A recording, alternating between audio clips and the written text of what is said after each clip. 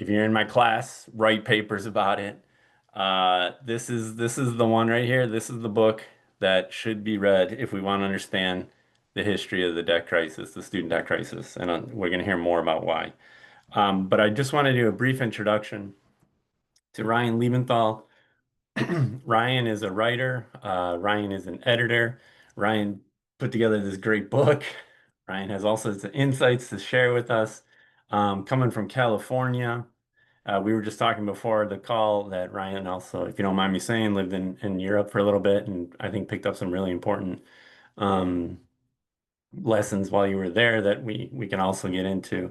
But it's really, Ryan, a huge honor and pleasure to have you on this Jubilee School session. I've been studying debt for a long time now, student debt in particular, and I haven't read a better historical accounting. This is a fantastic book that I think does a couple things for us at once. Um, it gives us the tools not only to, stop the repetition of the past, but how to intervene in the present and change the future. So in other words, I think what Ryan's book does is gives us a historical accounting and like intellectual history as well of like this is how this crisis came to be, but this is how well, these are the lessons we can learn to like change the present and make sure the future never looks this way again. And I don't think that's an easy thing to do in any history book, certainly in a book about student debt. So thank you so much for doing the work that you did. Um, we are going to get started, and the way we'll break it up is we'll first have Ryan give a short introduction to some of the big ideas, the arc of the argument. We'll have a short pause for some questions around that, and then we'll shift into something like, okay, well, what is to be done? Like, how do we, given what Ryan is sharing with us, given some of the other knowledge in the room, what do we do to intervene to change things? At that point, we might have to have a drink for Mamdani. We'll see how that's going, how the conversation's going. Remember, folks, CUNY was once free. The City University in New York was once free. Maybe we're getting closer to that with a win. Let's see. And then we'll have time for discussion. So I'm going to turn it over to Ryan. Thank you so much, Ryan, once again. The floor is yours. Thank you. Yeah, I'm always very honored to be able to, or to be asked to speak. So thanks for having me. To start, I'll share my debt load, which is, I think, at 135,000 right now, which is more than I borrowed, I think, at least for grad school. This book was basically a 5-year project that started out, I started out with the intention to do more of a kind of journalistic reporting of the debt crisis. And for a number of reasons, including the pandemic and having a baby, I moved more in the direction of historical research, that became the main point of the book. So as I was researching, the very first question that really stymied me was where to start. How far back do you go when you think about this problem? Do you start with the beginning of higher ed in the United States, which is, the colonial period? Do you start with the first student loan? And what I came to is a potentially sort of contrarian take, which is that it's the GI Bill.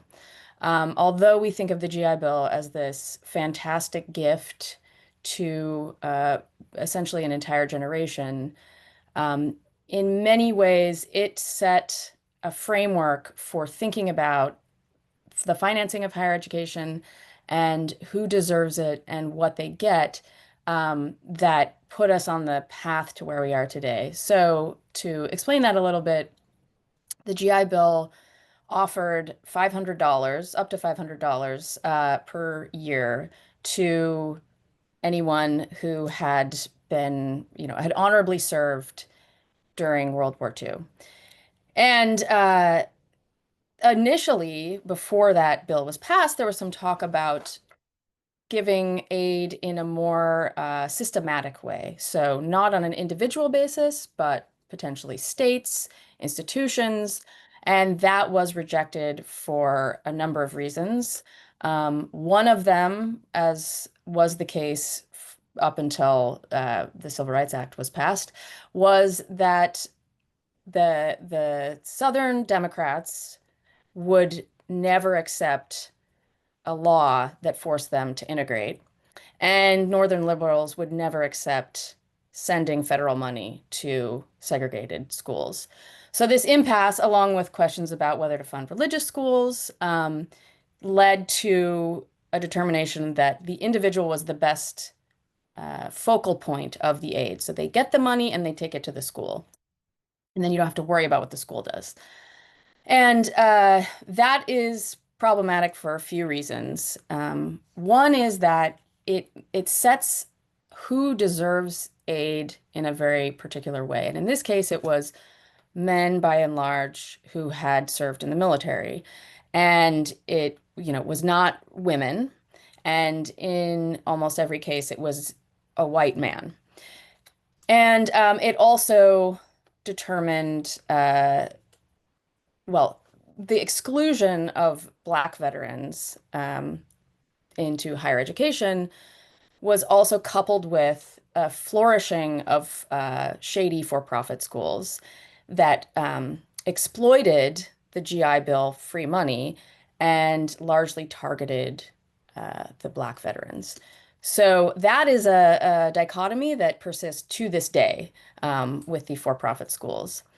And so this kind of setup continues on. The GI Bill eventually expires, but the influx of students that it set about, which was much more than expected, created a new kind of demand for higher education and a new expectation of being able to go to college from people who in the middle class would not have otherwise probably thought about it.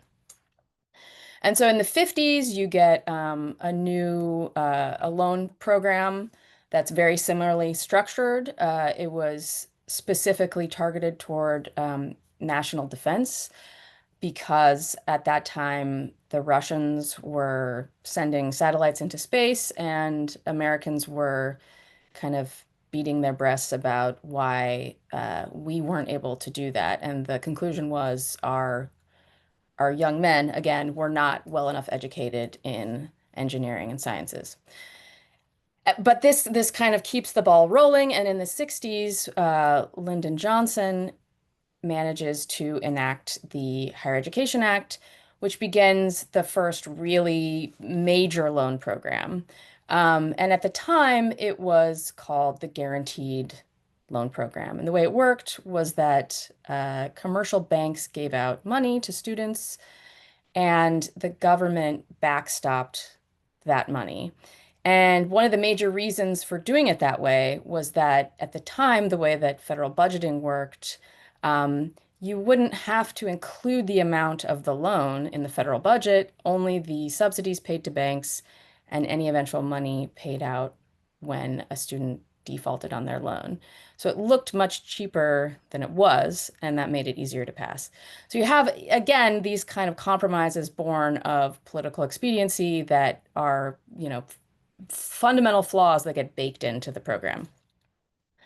And one interesting thing is right around this time, the 60s, there are a number of other public benefit programs that are being rolled out in what is termed Lyndon Johnson's Great Society programs and the War on Poverty. So this this new idea of what the social safety net is expanding and including a lot of people who hadn't previously been able to benefit. And as often happens, or maybe always happens, there was a retraction, a retrenchment from that because there was mostly a sort of white, uh, reaction to minorities and women being able to gain access to a variety of public benefits and programs, including higher education.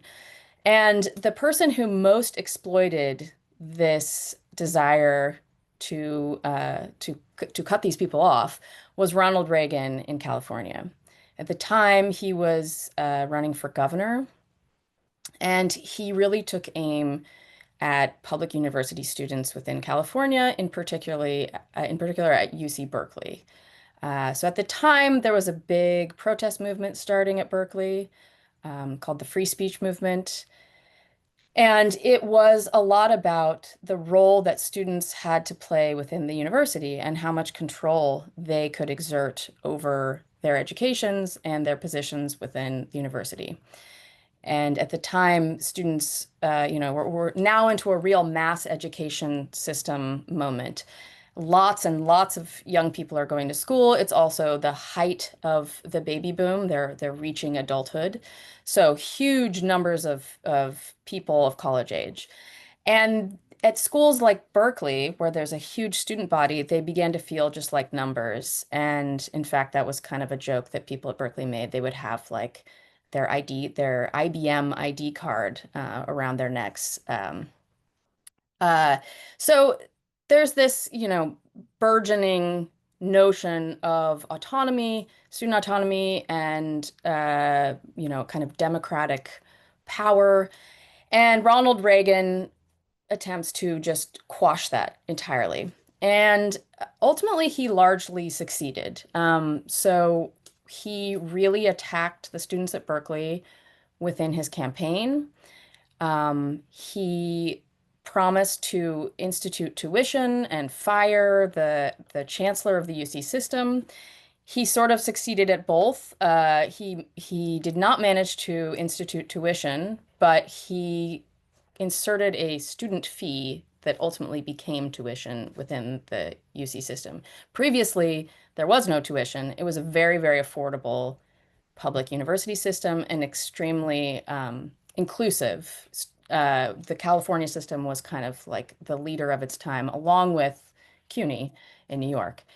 So that kind of sets off the beginnings of this retaliatory movement against students that comes at the same time that a lot of Americans are also getting upset about taxes, property taxes in particular. And so, as Ronald Reagan is leaving the governorship, this tax revolt spreads across the nation. And the removal of taxes and property taxes has an effect to varying degrees on the funding that goes to education, both at the lower grades and higher education. So you have this reduction that's beginning in what states are willing to give. And then once we get into the 70s, at the federal level, Congress decides to create a couple of new instruments for higher education financing. One of them was what became known as the Pell Grant, which was not a loan, but a grant that would go toward more lower income students. And at the time, it was able to cover a majority of a student's entire expenses for college. And so, in many cases, and the goal was to eliminate the need for lower income students to take out loans altogether, because student loans were at that time meant to be a middle class financing instrument. The other thing that happens in that year in 1972 is the creation of Sallie Mae, which was initially considered a sort of public-private hybrid that would buy up loans and sell them on a secondary market out in the markets to create liquidity. So banks could then make more loans and more students could get these loans. And so the thing that happens with the Pell Grant over the years is that its power deteriorates with inflation and the fact that it was not created to rise automatic. It was not created as an entitlement. It has to be reinstituted on a certain timely basis, and so it doesn't keep up naturally with the cost of living and inflation. So it starts losing its power, and Sallie Mae starts focusing more and more on its profit-making side rather than the public benefit side that it was created to provide. Um, and this all kind of comes to the fore in the 80s, I think, which is a time where, again, we have Ronald Reagan entering the scene, as president. And he really, again, takes the American higher education, student body as a target. And in this at this juncture, he's focusing on in a budgetary way. So he's trying to slash the Pell Grant, reduce access to student loans, and really just kind of institute this ideology that students need to pay their way, that the idea of going to college is the concern of the family and the student, that the government should not be providing funds to help students do that. And he terms it in very derogatory ways that, the government is not there to fund intellectual curiosity or to subsidize intellectual curiosity. And the idea really blossoms then. I mean, this has always been the idea within American higher education to some degree, but that going to school is about getting a job, that the value of going to college is entirely um, related to the monetary return that you can gain from that education, and that there isn't really any point in going to college just to lark about and, study history or philosophy or whatever. So these attacks on students were fairly successful, and student loan numbers start to balloon. Even as access is being cut off for certain kinds of student loans, less forgiving and generous loans are being pushed by the administration with higher interest rates and fewer protections, and people are taking those up. And in some cases, the interest rates are, well above 10%. People are getting into these really predatory situations that are pushed by the government itself. And you get into I'm going really fast here, just trying to whip through the history. So to just sort of fast forward to the 90s, one of the things that Bill Clinton really wanted to institute was a direct loan program. So get rid of this guaranteed loan system in which banks are giving out the money and we're subsidizing the banks in return, and move to a system in which the Treasury itself is giving out the money directly, and there isn't this middleman situation. And the idea was that that would be a lot cheaper. So Clinton manages to get a sort of low grade version of this program running. But the lenders, and in particular Sallie Mae, work really, really hard to defang it and to kneecap it, and they succeed. So by the early 2000s, the direct loan program, which was supposed to have overtaken the guaranteed loan program, is at about 25% of the volume of student loans. And in this time, entities like Sallie Mae have become enormously powerful. And Sallie Mae begins to try to fully privatize so that it doesn't really have to focus on any kind of public benefit interest, but can exist entirely to make profits, and to make profits from every aspect of the student loan system, from collections, from lending, from servicing, and just really, and creating loans and exploiting every opportunity to make money from students at very, very high interest rates and very predatory situations. And so then, that's kind of the system as it was uh, right before the financial crisis. The other element that comes into play is that prior to 2005, there was at least some kind of bankruptcy protection. Bankruptcy protections for people with federal loans had already been taken away some years earlier. And then in 2005, under a bill that was led by Joe Biden, uh, bankruptcy protections were taken away from people with even private student loans. So no government involvement whatsoever, which is an absolutely outrageous injustice to the people who have those loans, as is a loss of bankruptcy protection for federal loan holders. So at this point, there's really no way out of your debt. We've now entered a system where everyone is just caged into these debts, and there's virtually no help to get out of it. There was one repayment plan created in the 90s that was based on income, but it was not very forgiving, and almost nobody benefited from it in the end. So then we get to the financial crash, and that is kind of an interesting situation for a number of reasons. One of which is that it opened up new opportunities and shook up the student loan world almost completely in ways that were both bad and arguably good. So what happened is the banks started complaining that they were not going to be able to make student loans because they did not have the liquidity. They were failing and couldn't get the money.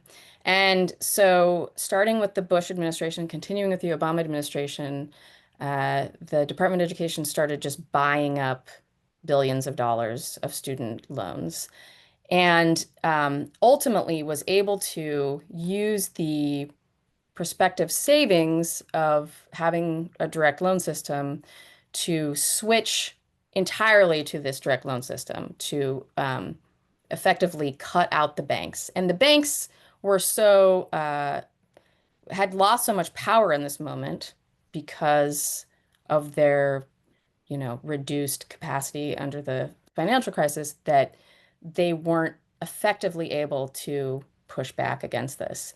And it's actually the conversion to a direct loan program that allowed uh, the ACA, Obamacare, to pass because it was passed under a reconciliation bill.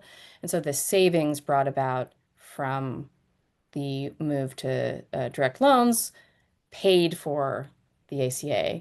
And unfortunately, because of that, it meant that the savings from converting to direct loans was not used for certain beneficial aims like increasing the Pell Grant or making it a mandatory entitlement. And so, we lost some of the goals there. And now the government is kind of this huge banker for student debtors. And although they had gotten rid of the banks from the lending side, they keep them around, a lot of them, to become servicers of these loans. So the government gives out the money, but they pay servicers a flat fee per month for every loan that they're managing on a kind of gradated basis, depending on the standing of the loans. So they get more money for loans in good standing, less money for delinquent loans. But ultimately, they really don't make enough. There's no incentive for them to particularly help the borrower. So they're put in this position, or they end up in this position where their incentives are to do as little as possible for borrowers, because they're going to get paid pretty much either way. And staffing up call centers and helping people is merely a cost for them that detracts from their profits or their incomes. In many cases, these are nonprofit entities, which were created to benefit states. So there becomes this like really perverse system of state systems benefiting their students while taking money from students in other states. And so, that was this huge shift that completely restructured the student loan environment. But the main problems undergirding the way that higher education is financed did not go away. And tuition continued to rise. The Pell Grant continued to lose ground, and people are taking out more and more loans. And in fact, in 2005, they're allowed to take out huge, vast amounts if they're going to grad school, up to the cost of tuition. Um, at this point, also, parents are taking out Parent Plus loans, which are offered at much higher interest rates and are due immediately. There's no grace period, and they do not have many of the protections that federal student loans have. So the amount of debt is just ballooning. And a few interesting things happened in the aftermath of this. Um, One of them well, actually, to go back a little bit, in 2007, under the Bush administration, Congress passed a law creating the Public Service Loan Forgiveness Program, which is in the news right now because the Trump administration is trying to curtail it. And that program theoretically meant that people who worked in some kind of public service, nonprofits, or government would be able to have their debts canceled, forgiven, after 10 years of working in these jobs. Um, as it turned out, it was not a very effective program, in part because the Department of Education so badly mismanaged it, and servicers turned out to be negligent, if not malfeasant. And then I think the next major thing that happens is the emergence of the debt collective. Um, so Occupy Wall Street brings student debt to the fore, and it becomes a national topic in a way that it had never been before. And I think, Thomas is in large part directly responsible for that, along with the other early organizers within what became the debt collective. So they create the rolling Jubilee, which buys up certain amounts of debt and then cancels them, which Thomas could tell you more about. I won't go too much into that. And ultimately, they form this, debt collective that is meant to be a union for debtors. Um, and Thomas, also feel free to correct me if I get anything wrong. And one of the things that they eventually do is organize a bunch of for-profit students or students of for-profit schools who had been in a very predatory situation at Corinthian colleges.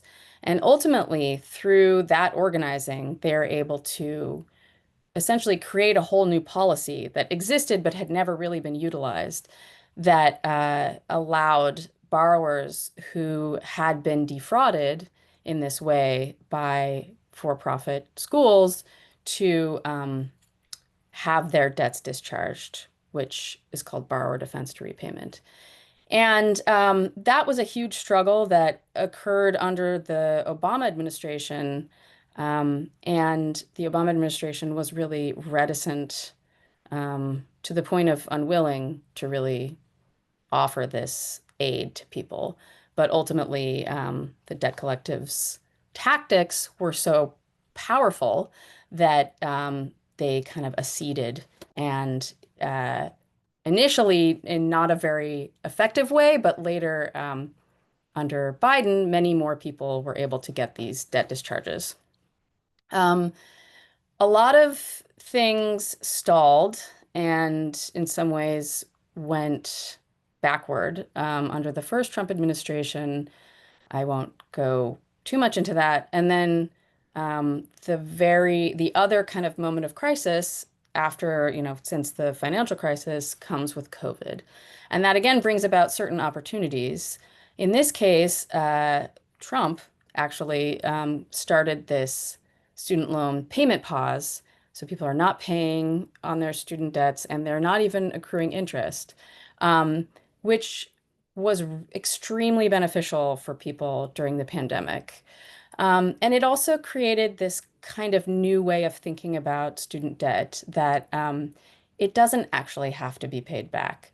The world keeps turning if people aren't paying their debts. And in fact, people are able to do many more things that they weren't able to do before. They might be starting a new job, uh, opening a business, buying a house, all the kinds of things that especially millennials and younger generations had been delayed or prevented from doing because of debt. Suddenly they see what they're able to do if that is not an issue.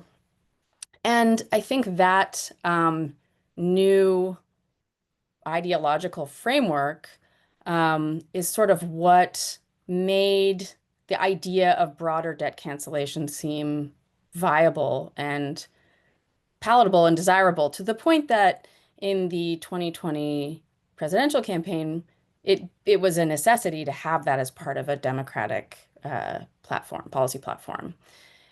And so Biden was initially very reluctant to offer any kind of forgiveness for any, cancellation for anyone. I think he really just didn't believe in it.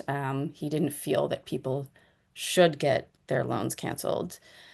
But he was sort of prevailed upon by, to my understanding, certain people within his administration and public opinion.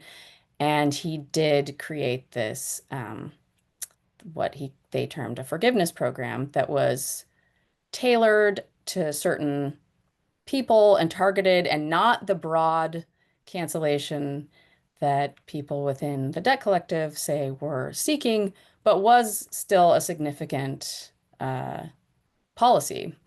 And that was, you know, conservatives were very against it and found ways to fight against it. And the most effective of those was to use Mohila, the servicer, as kind of a uh, the subject of the supposed harm that canceling student debt would bring. So, a variety of state attorneys general claimed that Missouri would be harmed if Mohila, which provided money to students in Missouri, was forced to lose some number of its loans because those debts would be canceled. And ultimately, the Supreme Court agreed and decided that cancellation of student debt was a major question, which is sort of a made-up conservative doctrine, meaning that it was not something that the president could unilaterally decide and needed to be decided by Congress. And that's kind of where things were at the end of the Biden administration on a very broad level. Obviously, there's more work that people like Thomas were doing. But there was still some kind of idea, I think, that if a Democrat entered the presidency, there would be room to kind of keep pushing on this.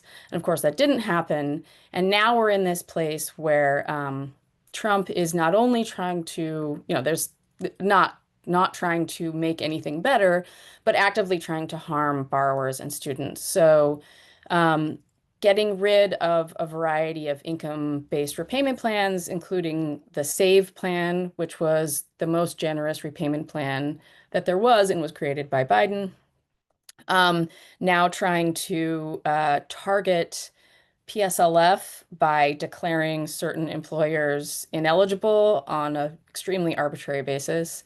Um, and trying to meddle in the curricula and governance of the universities, among other, you know, nefarious actions.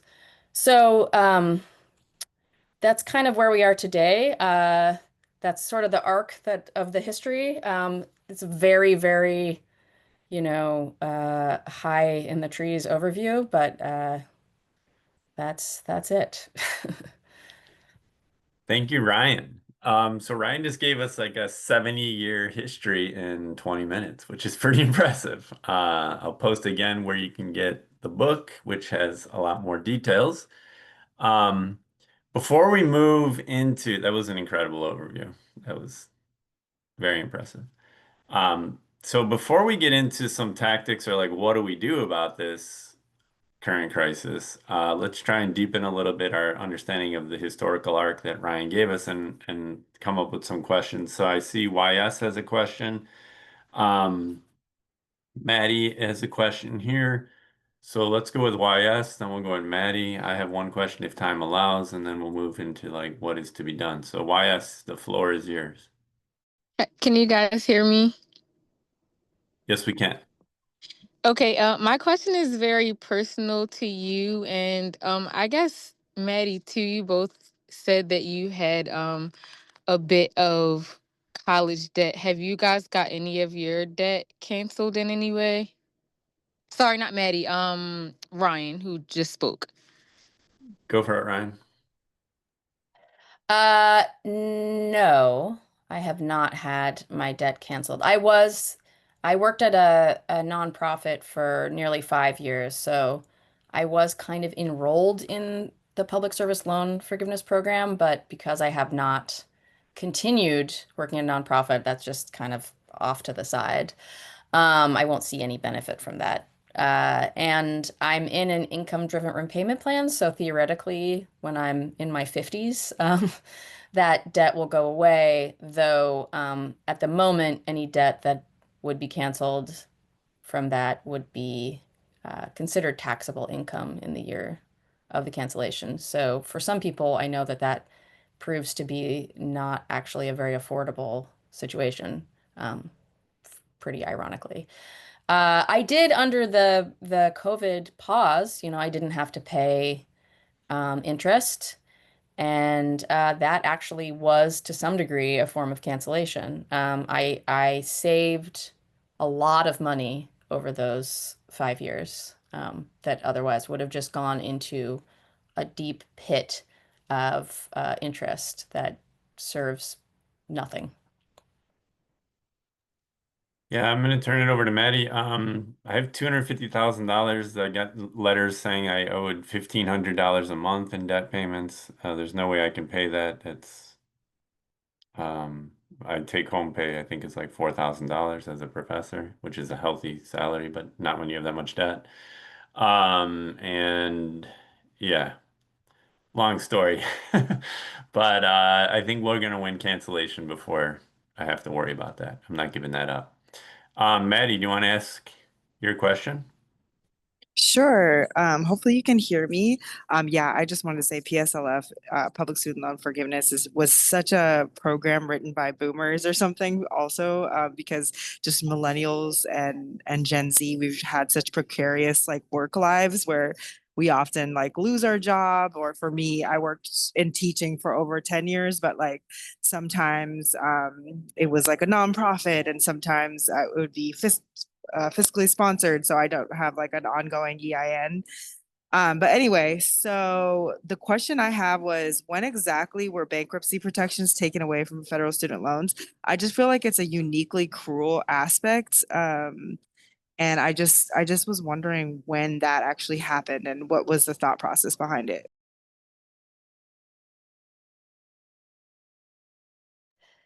You're testing my recall of dates. Um, my memory is that this first started in the 1970s.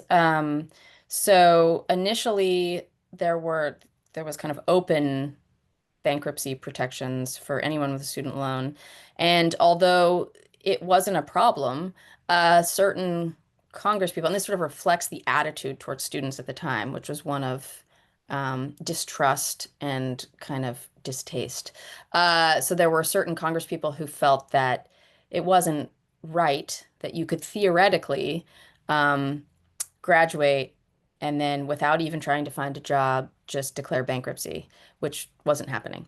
But they decided, even though it wasn't happening, they were going to prevent it from happening by creating this sort of reverse grace period, sort of statute of time under which you could not declare bankruptcy. And I believe that started as 5 years and then increased to 10. And then again, I'm like, can't remember the exact year that the ultimate um, law was passed that disallowed bankruptcy. I kind of think it was 1992. Maybe Thomas, do you remember this? I think there were two of them. I know Bush's reform one, which really removed private student loans or like made it much harder for private student loans. That was 2005.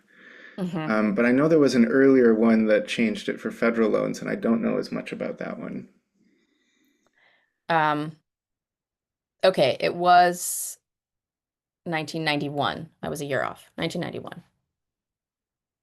That federal loans were eliminated. And then, yes, 2005, all other kinds of student loans. Okay, so this is actually a huge turning point, 91, when that gets taken away. Um, and Ryan, one thing I want to ask you about, because I think this is one of the most powerful parts of your work, is and it comes out in the arc you just gave us. Student debt is not natural. It's not like ordained. This is a political and this is what I wanted to get to, an ideological project. And this is very clear in the way that you describe the arc, but also in your writing. And one thing that really struck me is how you have this phrase of student debt, it remains within a consumer rights and protections paradigm. Or you say at one point, this is in chapter 10, that even Obama towed a fairly consumerist line on student debt. And I think this is really important for us to understand because it gets to this point of like, what do we do for interventions? So could you just say a little bit about what you mean by like there's this consumerist paradigm around student debt and the consumerist framework? Yeah, and I think if we were to take it all the way back, uh, you'd want to talk about Milton Friedman, the economist, who really kind of framed higher education in this way as something that primarily benefits the person who is getting it, and so they should have to pay for it. And that's, I guess, kind of the consumer idea at its core. And so this is kind of he's coming up with that around a time when consumer protections and consumer activism is really on the rise. It's the time when Nader kind of comes into the arena, and that just persists really, this idea that you pay for it and therefore you get something out of it, and that's how we think about both higher education and student debt. And what's interesting is that what I mean by Obama being pretty consumerist is that what you have in terms of benefits and new policy ideas is mostly about protecting borrowers as consumers. So, the CFPB, it's not getting rid of debt. It's not creating a new idea about how we finance higher education, but it's trying to make sure that people aren't harmed by their lenders or harmed by their servicers. So, and that is true of Elizabeth Warren. It's true of the Student Borrower Protection Center, or Protect Borrowers.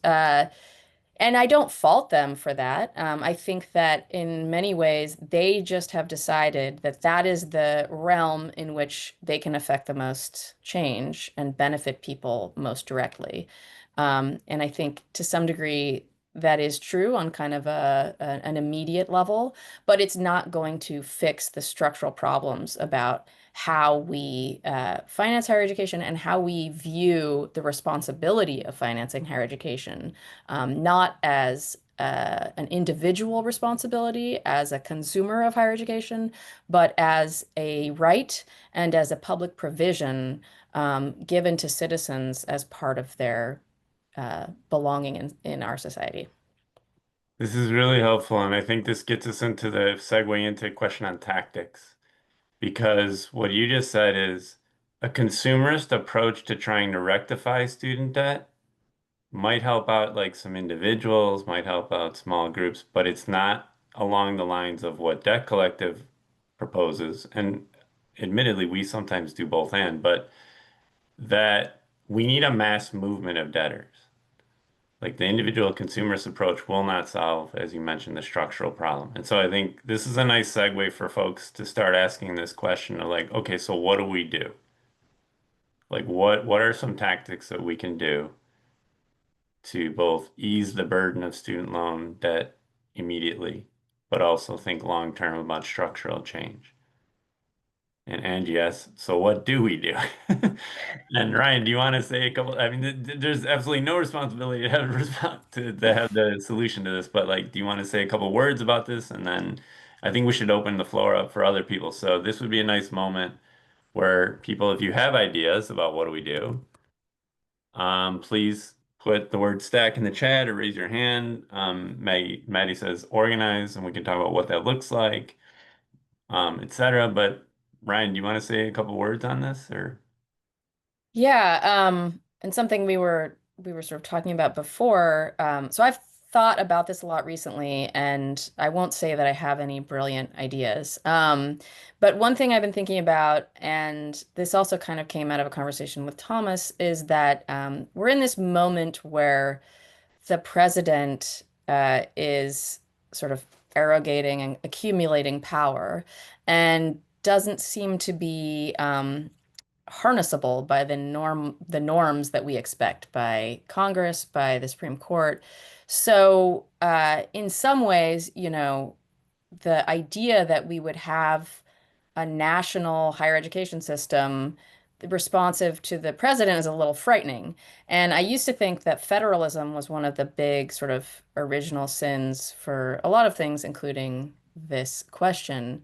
But now I see a little bit of an opening within, on a state level and a local level, for activism and kind of wresting of power to have more control, more involvement, more participation in governance structures within public higher education institutions. So I think pushing to democratize those governance structures so that, Thomas alerted me to this, that UCLA was on the brink of signing this compact with the Trump administration, agreeing to all of its, absurd and horrendous terms.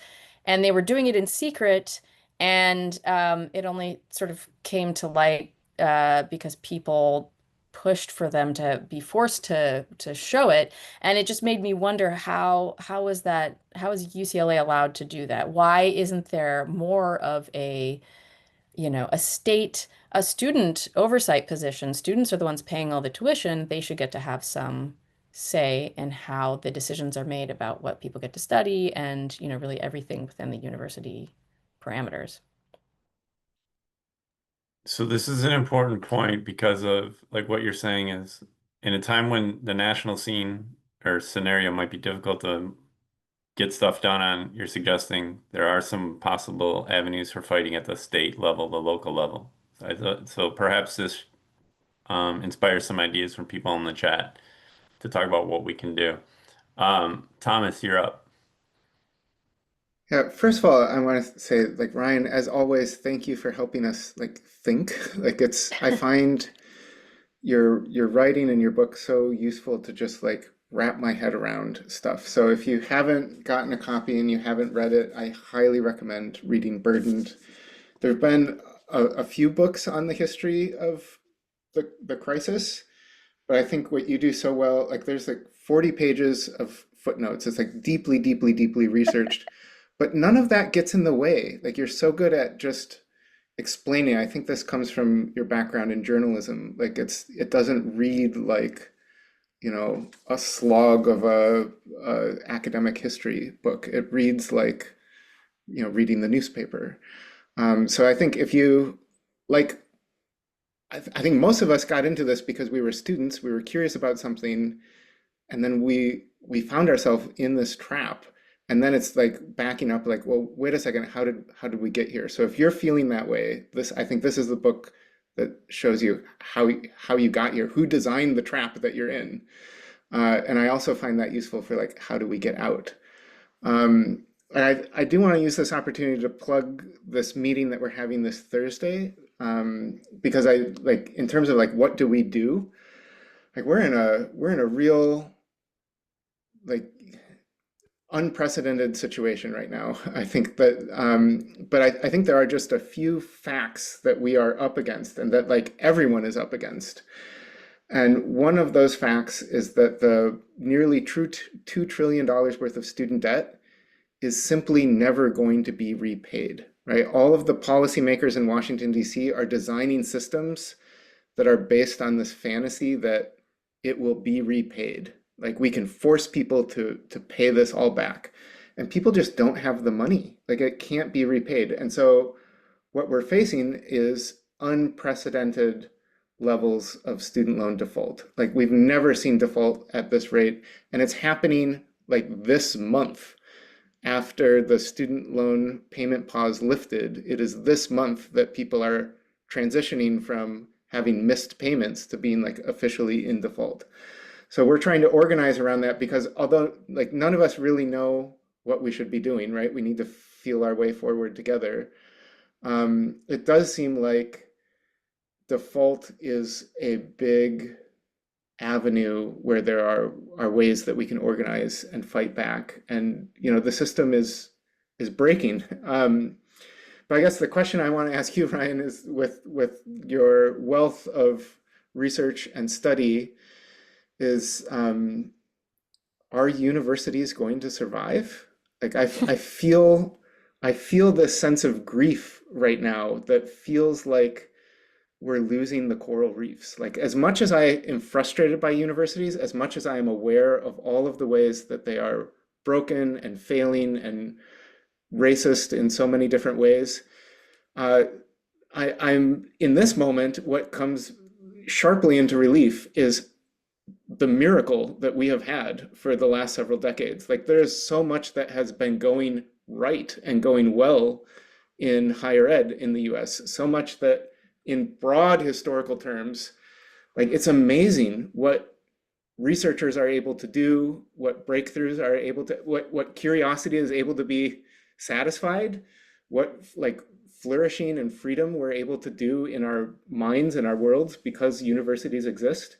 And I'm worried that we're going to lose those good parts of it. And I don't, I mean, obviously none of us know, but like, it's also a tension between like, should we be investing our time and energy into preserving what is valuable, or should we say like we're sizing up the situation and like we need to start already thinking about like building something new in its place. Like we're, the old is disappearing, and I don't know, but I feel just an enormous amount of grief right now. Um, yeah, I mean, me too.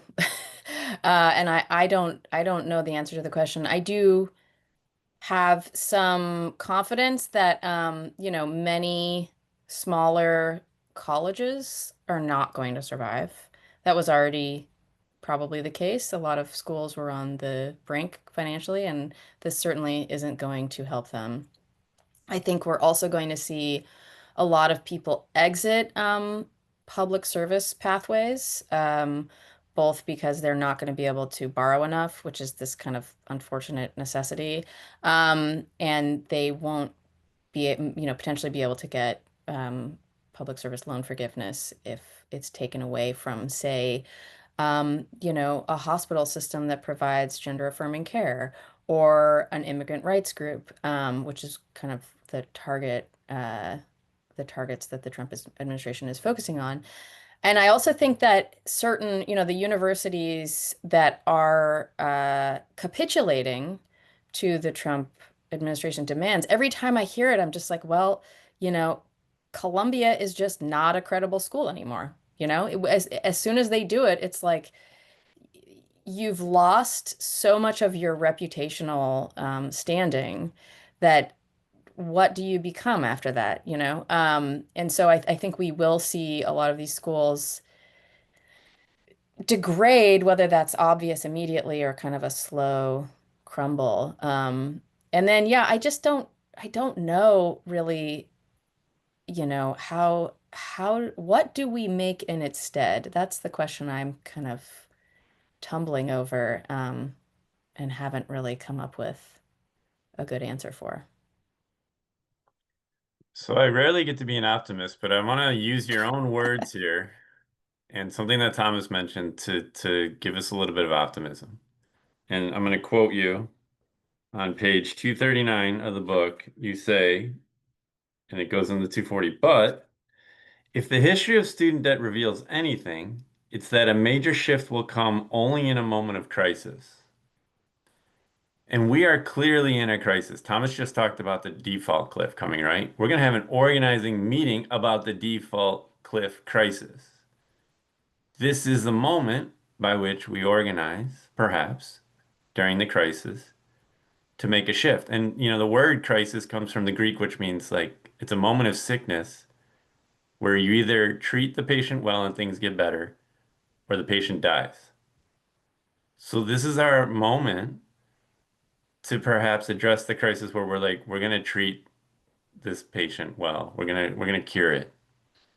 And it starts on that Thursday call that y'all should sign up for. It starts by reading this book. But I want you to maybe say something, a word on this really important insight you had about like the change happens during moment of crisis. Um, yeah, I think that was one of the biggest takeaways for me from the entire project of researching this book. And as an aside, researching a book like this is the joke I kind of make is it's like coming up with like a graduate seminar, um, having not read any of the material. So you're creating the syllabus as you go. And so I was just finding these points of resonance and trying to assimilate them into something that made sense. And what kind of cohered for me is you just continually see, and I'm sure this is true in other policy realms, the big advances, obviously they've led us to this point, but which are seen, at least in the moment, as benefits, come in moments of crisis. You have the GI Bill that comes in the aftermath of the Great Depression and World War II. The first student loan program, which became the Perkins loan, comes because of the Cold War. Direct loans happen because of the financial crisis. The debt collective emerges out of Occupy Wall Street, which is a response to the financial crisis. And then, the payment pause and the first real, policy proposal for debt cancellation comes during COVID. And so I think, we are at that moment right now. And although it seems pretty dark, I think that this is the moment where, because everything is broken, you can see through the cracks, to dismantle what isn't working and try to make something better in its place. And I think that's, it's a little bit serendipitous, I think, what happened at Occupy Wall Street. I don't know that anyone could have predicted. So it's a little unclear to me what exactly will emerge, and I know that's like kind of hand wavy, but I do think this is the moment to, at the very least, begin preparing and begin planning so that when there is, and God willing, there will be a more responsive and responsible political situation, that there will be proposals and plans, detailed ideas that can be executed upon immediately, that are hard to, just push away without grappling with them in a, public and serious way. I like how you just took a page from Milton Friedman. You got to have good ideas laying around when the crisis hits. That's Oof. perfect. Um, YS has a stack question, and then if there's no more, we'll start to wrap it up. But I highly do. We have a little bit of time, so if other people want to say anything, you don't have to have a question. You just want to make a comment. Please put your name in the stack. Go ahead, YS. Okay, yeah, I'm sure I'm gonna make this quick. I'm sure everybody's like ready to go to bed at this point. But online it says that Debt Collective has abolished over 100 billion in debt. So I'm sure there's like articles or something on it that I haven't gotten to read, but I was wondering how some of that was possible. Ryan, but Thomas also, or anyone else from Debt Collective, you want to chime in? This would be the moment to do so. I think Thomas should take this one. Thomas? So that number we calculated with a spreadsheet. Most of that is the um, big student debt cancellations done at the federal level, which we can't take sole credit for that, but we're kind of taking some credit for that. And then it also adds in the debt that we were able to purchase and cancel through our Rolling Jubilee project, and debt that some of our other campaigns have canceled around medical debt and housing debt. So when you add it all up, it gets really big. Like the first time we were able to cancel $1 million, like over a decade ago, that felt like an impossibly large number. And then in the Biden administration, there were announcements of like things that we had worked for like 7 or 8 years on like when they canceled all of the debt for every student who went to Art Institute, right? Like people we had been working with for a long time. And it's, you know, in hundreds of millions of dollars. And the announcement comes in the morning, you feel great about it. And then it's like, it became so normal that I had to like remember that it had happened by the afternoon. Like, so now I like canceling millions and billions is fun, but like, man, we need to cancel some trillions. Thomas, would you explain the rolling Jubilee, just how it worked? I'm not sure everybody knows. Yeah, so briefly, many kinds of loans are purchased and sold on a secondary market where investors are investing in your debt, in your credit card debt, in your medical bills, and they buy it for pennies on the dollar, and then they hire debt collectors to try to collect as much of it from as many people as they can, and they just have targets that they're trying to hit for profit, and then they sell it on down the line. So we raised some money to go out and buy that debt the same way that investors do, but instead of hiring debt collectors to collect it, we just canceled it. And it's a really exciting stunt, like it captures people's imagination, but it's also not a solution to the problem. Like we can't raise enough money to buy everybody's debt. What has gotten a lot more bang for our buck is just debtors organizing together, realizing their power, and demanding cancellation. Although, if Trump is going to sell us federal student loans, like they want to sell off the portfolio, like, yeah, let's do it. We can do it. Angie has a really good question that makes me think of another tactic. And we did this at one point in Debt Collective history. I can't remember because there's been so many calls, but what you can do is so someone gives you like this snarky question. We should be able to have really quick responses. So like on one side, if you have like here's this snarky question, and then on the other side you say, and here's how you respond. And so Angie just asked a really good one. So there's this question that Angie, do you want to read your own question? Yeah, I can. I mean, this is just a version of question, but I hear a lot of these things thrown in my face. So you borrowed that money, shouldn't you pay it back? Like I bought a car and I paid off my car loan. Good. So does anyone want to offer a response to this? And I think we should become very skilled at this. Maddie was quick to the draw. Maddie, go for it. Oh yeah, so that's a common one. I think a really good way to engage with that type of rhetoric is instead of like going with their line of thinking to change the terms of the conversation itself. So like instead of saying, even talking about, okay, you took out a loan, pay it back, it could be more like, don't you think it's kind of weird that education is a debt sentence at all? Shouldn't we all just be able to pursue our interests from kindergarten all the way to as far as we want? Because an educated society actually benefits us all. Being curious helps combat authoritarianism.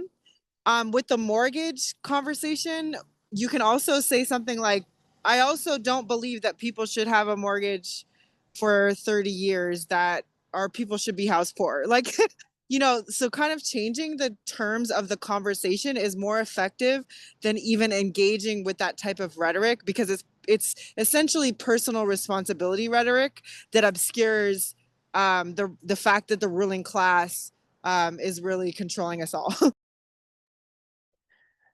Maddie always brings the big guns. Deanne, if I'm saying your name incorrectly, I'm sorry, but you wanted to speak your own answer, so go for it.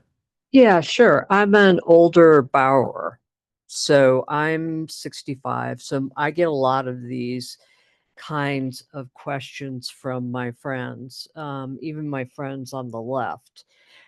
Their frame of reference is back in the 80s. Not only was tuition much cheaper, but the loans were not predatory. And so I have found the mortgage comparison to be pretty effective in just saying, well, you signed up for this mortgage, you were making your payments, then all of a sudden they decided without your knowledge that you're going to triple the monthly payment and you're going to increase the interest rate, and there's no way out of it. And when you call, you can't get a straight answer, and you're told just to trust them. What kind of deal would you think that would be? And that seems to hook people who might not respond to criticisms of capitalism. Any multi-pronged approach is necessary here, I think. Thank you so much for that. Yeah, Angie, I study philosophy. If you want to, we could do like a philosophy Jedi mind trick and tell them that they're using universal logic, and what we need to do is do non-ideal philosophy and look at the person's circumstances. What were the circumstances in which they took out those loans? And does that then mean that some cancellation or all cancellation is justified? So, hit me up if you want to talk more about that. Ryan, I saw you come off as tech. Yeah, I was just gonna add some context to that. So I 100% agree that changing the frame of the conversation is useful, because I think thinking about that the notion of re obligation to repay is kind of a failure of imagination. So for one thing, it hasn't always been the case that high school was free. That's actually a relatively new phenomenon within society. Why not? There was a time even back in the 60s when people were proposing that we make all education in the country free through the 14th grade. In other words, free community college. And that was part of the debates in Congress about how we should increase financial aid. I think also the point about aid being much greater in earlier generations is absolutely true. And I think it's the biggest flaw in the argument, really, that students today are somehow fundamentally more irresponsible or something. Because the truth is that not only have grants not kept pace, loans have ballooned, and tuitions have ballooned, and wages have not kept up. And also, we haven't yet really talked about the fact that the majority of this debt is held by women and people of color. And one of the big reasons for that is because that we have this double hit, which is that in order to make as much as a white man, you have to kind of additionally credentialize. So for their bachelor's degree, you need a master's degree. So then not only do you have more debt, but you're still facing this wage penalty. And so it makes it puts the terms of the discussion, I think, in a different light when you show that it's part of the systemic sexism and racism that are embedded in our society that have made this problem so intractable. Thank you so much. And I'm going to give everybody an organizing task. Uh, Please send me your best retorts, your best answers to the questions you get about student debt cancellation. I put my email in the chat. Send us what you got. We'll use them. We'll build on them. How do you respond to the questions about, well, whatever comes up when we talk about debt cancellation? So please send me an email with that. Thomas, with a quick question, and then we're going to start to round things out. Uh, we deserve to feel optimistic. So if you haven't been paying attention, they just called the New York City mayor race, and Mamdani is currently over 51%. They haven't finished counting the votes, of course. But a question for Ryan, you know, when you do all of this research, I'm curious, like, what surprised you the most? I feel like there's got to be a lot that was just surprising as you learn more and more about it. I should have a better answer for that now. But I think really one of the biggest surprises to me was how unnecessary this all was. I think that when you know, kind of come of age in a system that's already been established generations before you kind of just assume that's how things are, and that there's no way around it. And going back and reading the history and realizing how it's a story of kind of almost at every step of the way making the wrong decision, and just, you know, adding to that, accreting those wrong decisions together to make something just worse and worse and worse in an almost like logarithmic form, um, to the point that, you know, it's just completely unsustainable. And I think one other thing I wanted to mention, and this is part of, you mentioned this earlier, Jason, so I just wanted to touch on this. I spent some time living in France. I was a high school student there for 6 months, and then I taught in elementary schools. And I also knew people who were going to university. And, uh, you know, the cost of going to college in France is hundreds, a couple of $100 a year. It's really, really nominal. And, you know, it's not a perfect system. Kids are tracked into fields of study from a pretty early age. It's rather rigid, but it isn't the kind of system that you go into and think, well, if I don't study the right thing, I'm completely screwed. And I'm gonna owe a huge amount of debt, and I'm gonna be stuck in a job I hate for the rest of my life, and I still won't pay the debt off. There's just a much broader notion of what education is and what it's for. And the question of value, which is one that we hear a lot about higher education these days, is it valuable? Is it worth it to go to school? And we interpret that question in the United States almost entirely on a monetary level. So, will you earn enough money to pay back the cost of going to college? I really don't think people in other countries where higher education is, you know, part of the taxation system think about it that way. They think about what is going to make a fulfilling adult life for me.